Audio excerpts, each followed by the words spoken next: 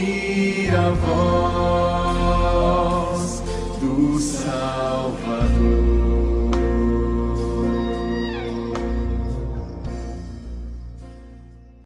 Pai, essa é a palavra santa, perfeita, eterna, inspirada pelo Senhor. E nós somos os humanos, os paradoxos, ó Deus, daquele vaso de barro que é tão frágil, que é tão pequeno, que é tão simples, e que precisa tanto dessa tua palavra sagrada, poderosa, para alimentar a nossa fé e para nos trazer de volta ao caminho, para nos trazer de volta à tua vontade. Pai, que esse momento de meditar da palavra seja assim, um momento em que nós somos fortalecidos por ela, um momento em que a nossa fé é reanimada, um momento em que o nosso compromisso contigo é chamado de volta. E todos aqueles e aquelas que nessa noite estiverem precisando dessa palavra, nós abrimos o coração a Ti, Pai, e pedimos: fala conosco, Senhor, fala conosco, em nome de Jesus, amém, Pai. Irmãos, a gente vive um espaço de tempo, e o nosso espaço de tempo, ele é muito ruim de ser compreendido, porque é interessante, a gente cronometrou o tempo, né? Nós cronometramos minutos, segundos, minutos, hora, dias, semanas, meses, anos, e a gente consegue falar: bom, agora está uma época que a gente precisa parar para fazer uma análise. Toda época é uma época que a gente precisa parar para fazer uma análise, mas a gente cronometrou tempo, então a gente estabelece um padrão, porque a nossa cabeça é aquilo que a linguagem grega chama de um tempo cronológico, que é o tempo nosso. A cabeça de Deus não funciona assim, porque se Deus não tem referência de início e não tem referência de fim, o tempo dele não é o cronológico, o tempo dele é o que a Bíblia chama de kairos, é um outro tempo, é um tempo que funciona de modo diferente na cabeça dele. O segundo aspecto que eu queria chamar a atenção são os propósitos, aquilo para o qual algo é feito.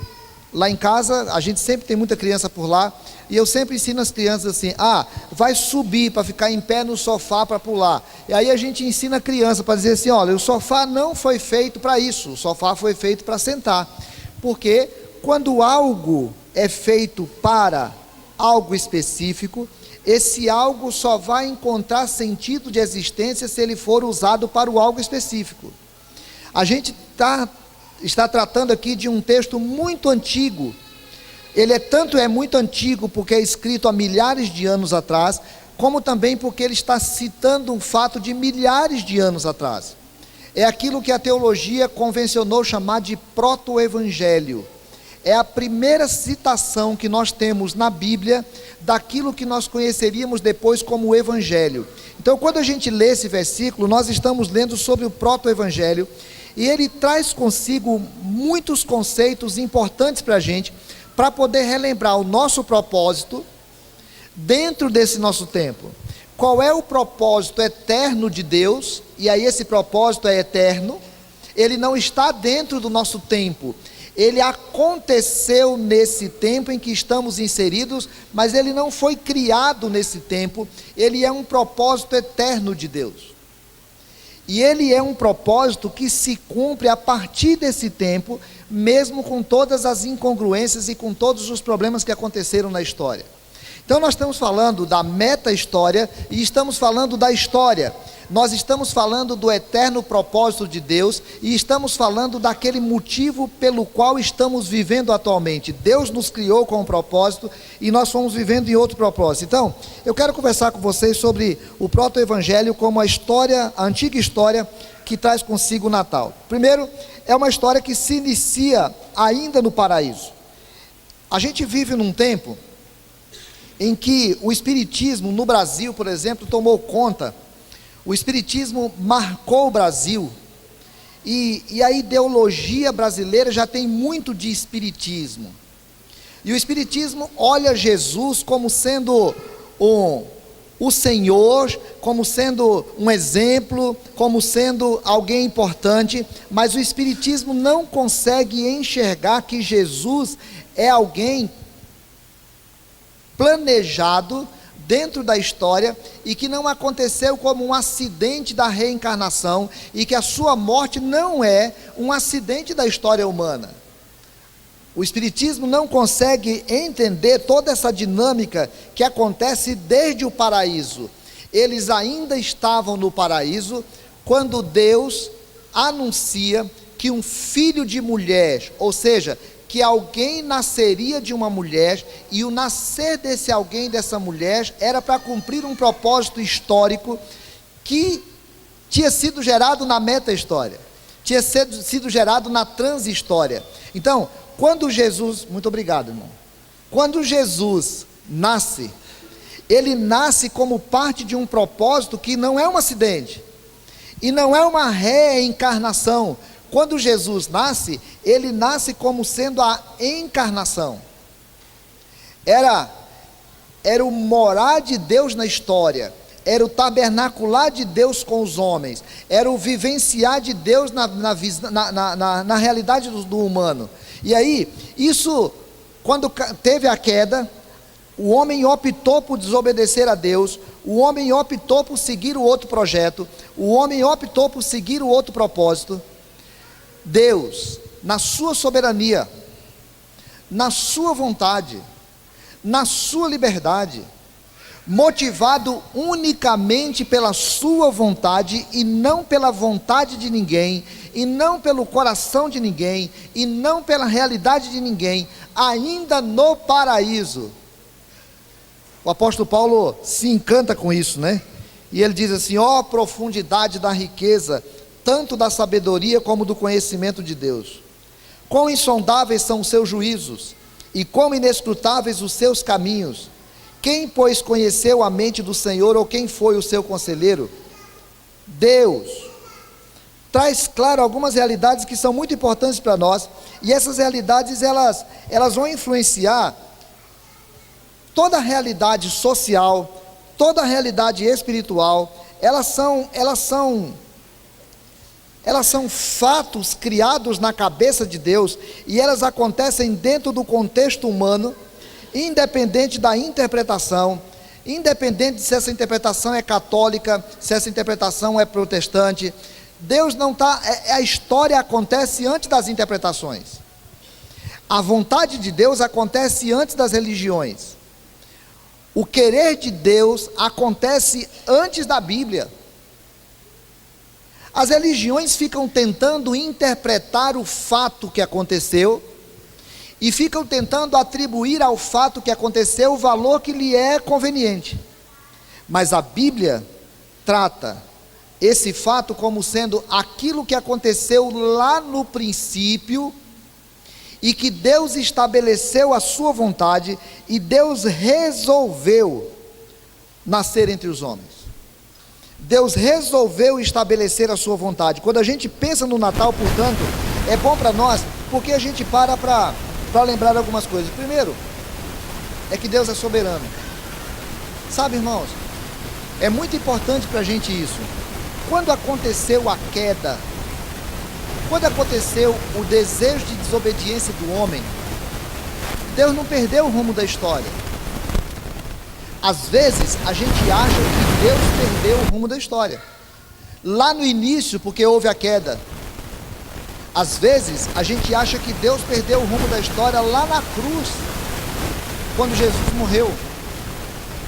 Deus não perde o rumo da história. Então a gente para pensar nessa verdade lá do paraíso e aplica essa verdade para nós. Deus não perde o rumo da história, Deus não perde o controle da história.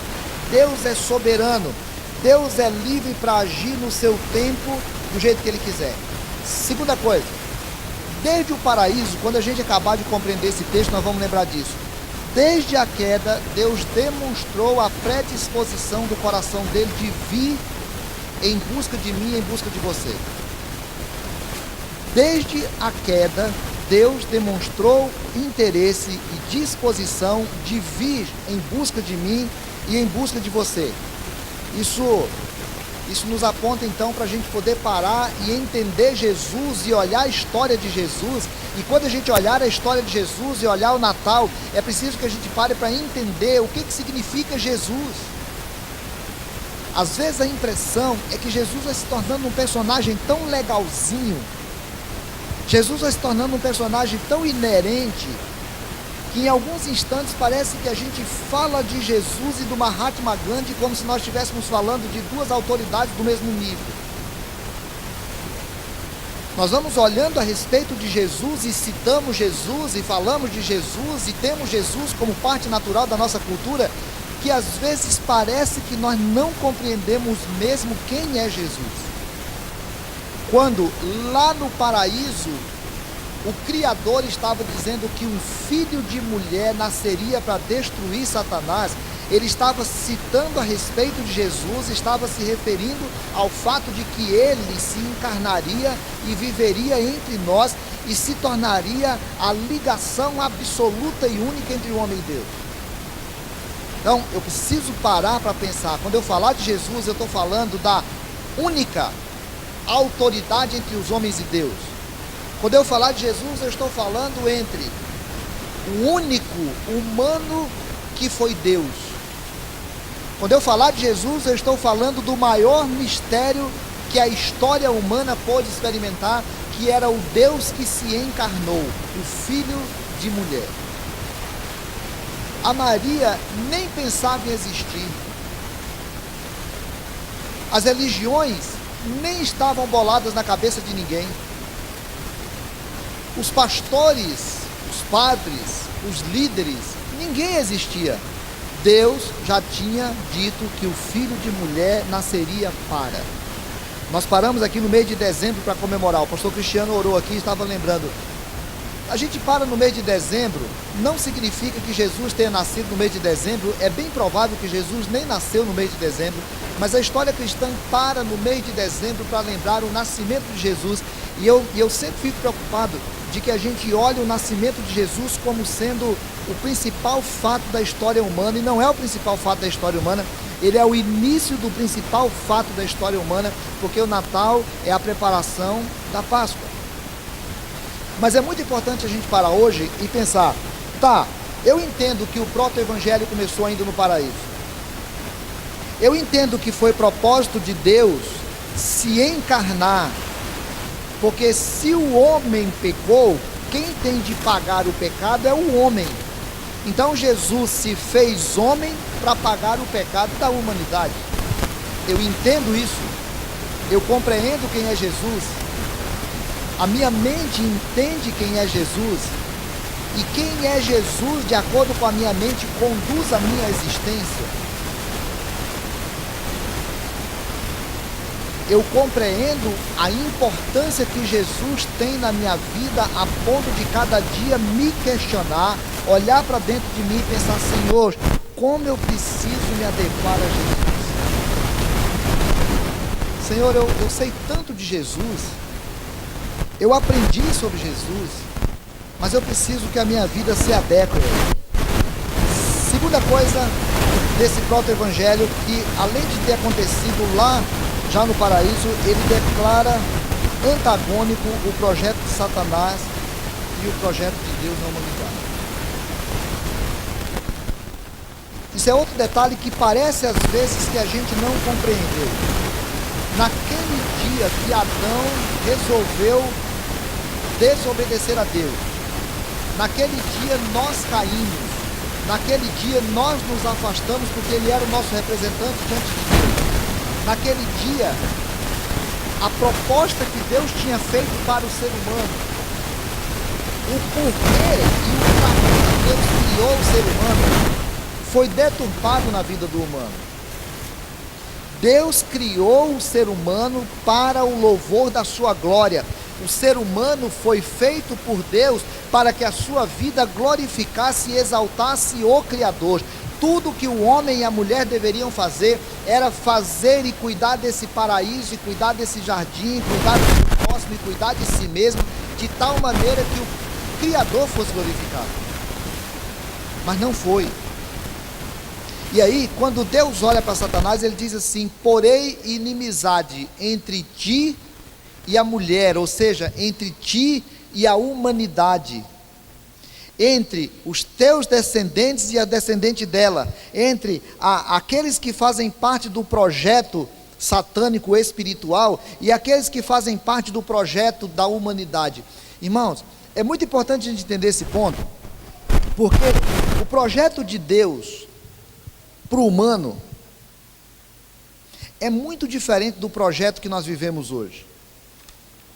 A gente caminha, e a impressão que dá é que a humanidade está se destruindo. A humanidade se diverte cada vez mais. A humanidade se desenvolve cada vez mais. A humanidade se torna cada vez mais poderosa, mas cada vez mais frágil, cada vez mais infeliz, cada vez mais angustiada. Os vazios existenciais do ser humano se tornam cada vez mais acentuados. As doenças que matam a alma, que amarguram a alma, se tornam cada vez maiores. Porque Deus não criou o ser humano para viver para si. E o ser humano, quando resolve viver para si, ele imagina que ele está vivendo para aquilo que aprendeu a chamar de felicidade. Nós chamamos algumas coisas de felicidade. Não existe felicidade quando eu vivo para aquilo que não foi o propósito para o qual fui criado. Isso não é felicidade, isso é prazer. Mas prazer não está necessariamente ligado à felicidade. Só que o homem resolveu estabelecer o prazer como sendo a coisa principal, e ele não entendeu que existe uma inimizade entre ele e aquele que dirige o atual sistema. O sistema mundial, a Bíblia diz que é o Deus desse século. O sistema mundial é dirigido por aquilo que a Bíblia fala que o espírito que agora atua nos filhos da desobediência. A humanidade não entende que Satanás está dirigindo o grande propósito de existência humana, dando ao humano a sensação de que felicidade e prazer é aquilo que necessariamente é o sentido da sua existência. O sentido da sua existência, portanto, é voltar ao propósito para o qual Deus criou. Qual é o propósito para o qual Deus me criou? É o meu prazer? Não. Qual é o propósito para o qual Deus me criou? É a minha felicidade? Não. Qual é o propósito para o qual Deus me criou? É o meu bem-estar? Não. O propósito para o qual Deus me criou é a glória de Deus. Se a minha felicidade for algo que glorifica a Deus, aquela felicidade alcança o objetivo. Se o meu prazer for algo que glorifica a Deus, aquele prazer foi restaurado de Deus em mim. Se o meu bem-estar é aquilo que glorifica a Deus, aí nós alcançamos de novo o objetivo para o qual fomos criados. Então, a gente precisa entender que existem dois projetos no mundo, e que o projeto que dirige a humanidade, ele é antagônico. Por isso Deus diz assim: eu vou intervir na história. A mulher vai gerar um filho, e esse filho, que é o descendente da mulher, vai confrontar o grande sistema. Eu creio que é muito importante que a gente possa avaliar isso. Primeiro, porque a gente precisa entender que há uma incompatibilidade entre aquilo que Deus me criou e aquilo que o inimigo fez na vida da humanidade. É inerente em mim as duas realidades. Quando a criança sobe no sofá lá de casa para brincar, ela está fazendo algo que é inerente a ela. A criança não tem compreensão. Mas quando ela sobe no sofá lá em casa para brincar, ela não está fazendo com o sofá aquilo para o qual ele foi criado. Viver de maneira antagônica ao projeto de Deus é inerente a mim, porque eu sou infantil espiritualmente. Mas isso não é o propósito para o qual eu fui criado. O Natal precisa ser compreendido como sendo essa intervenção de Deus na história. O Natal precisa ser compreendido como essa vinda de Deus me buscar, essa vinda de Deus para restaurar o propósito para o qual eu fui criado.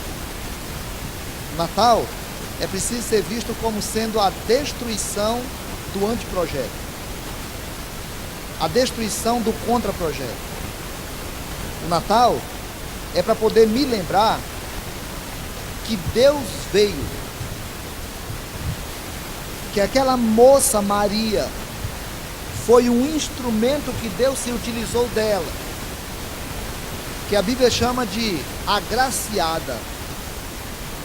Ela foi o instrumento que Deus se utilizou dela para vir,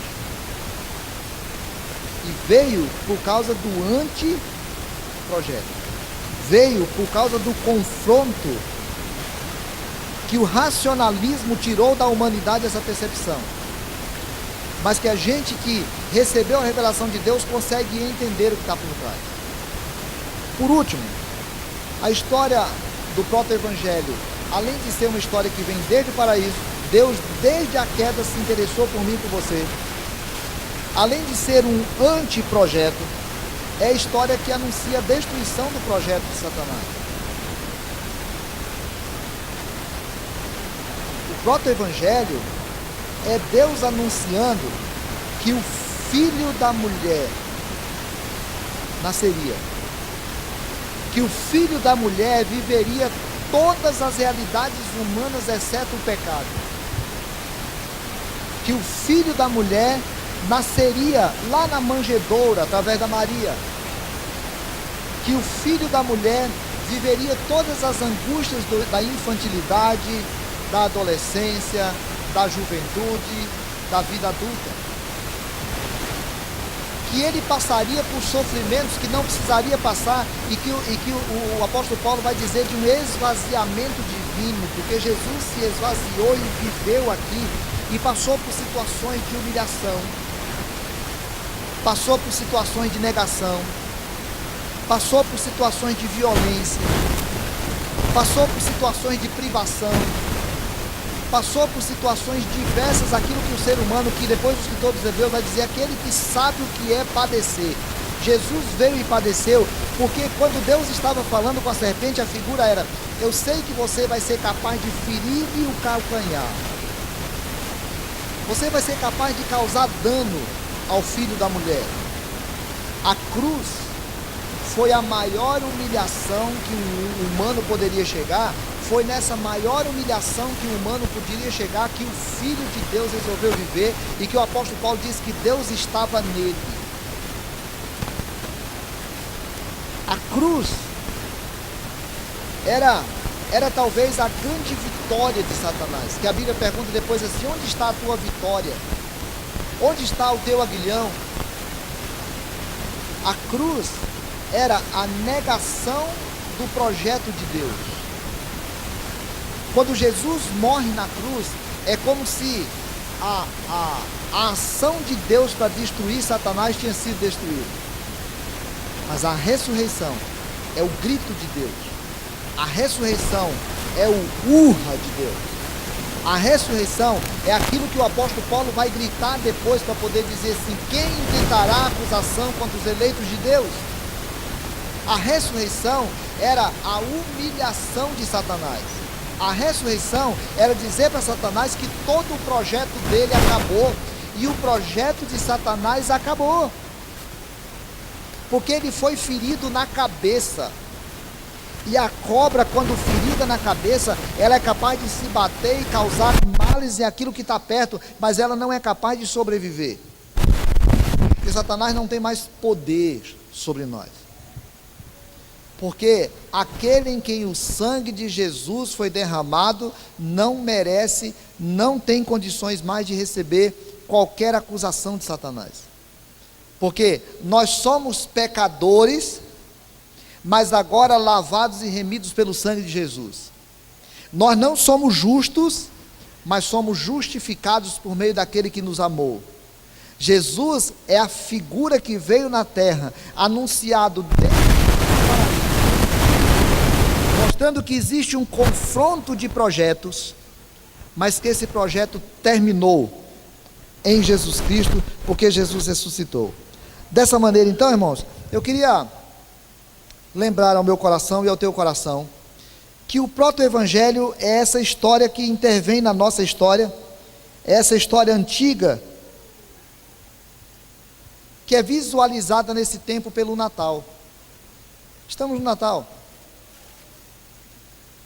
Não vamos diminuir o tamanho do Natal. Não vamos fazer do Papai Noel a figura principal na nossa vida e muito menos na vida dos nossos filhos. Não vamos transformar o Natal num projeto do sistema decaído, porque o sistema decaído transformou o Natal num projeto dele, para que o Natal seja mais uma das armas do consumismo que faz a gente gastar o que não deve, que faz a gente dar ao outro aquilo que a gente não deu, que a gente dá coisas para substituir amor. Vamos aprender a fazer do Natal esse grito de Deus para a humanidade, para poder dizer: eu vim para que vocês tenham vida e a tenham em abundância. Vamos entender que o Natal é um confronto na história de algo que já aconteceu na meta-história, de dois conceitos que se confrontam no mundo para poder dizer que um novo sistema foi implantado a partir da cruz da ressurreição de Jesus. Você é o projeto de Deus para a humanidade. Você anuncia as características do reino. O Natal alcançou o teu coração. Você não vive para si, você vive para o Senhor. Você é a restauração do projeto de Deus para a humanidade. Então, que a gente possa comemorar o Natal mais uma vez, restaurando na nossa vida quem é Jesus. Da gente parar, refletir: quem é Jesus? O que é o Natal? Eu entendo o que Deus fez na história? O que Deus fez na história e que foi anunciado lá no proto-evangelho alcançou a minha vida? Alcançou a tua vida? Você compreende o que é felicidade, prazer e bem-estar? A tua felicidade, o teu prazer e o teu bem-estar estão naquilo que glorifica o nome do Senhor, do Criador? Você compreende a tua vida como sendo vida da vitória do projeto de Deus sobre o projeto de Satanás? Restauração daquilo que Deus tinha criado à humanidade? A tua vida glorifica o Criador? É para isso que é Natal. Talvez a gente pudesse parar hoje, ou talvez a gente possa parar agora e pensar: Senhor, se tem alguma coisa na minha vida que não está te glorificando, se tem alguma coisa na minha vida que eu estou relaxando,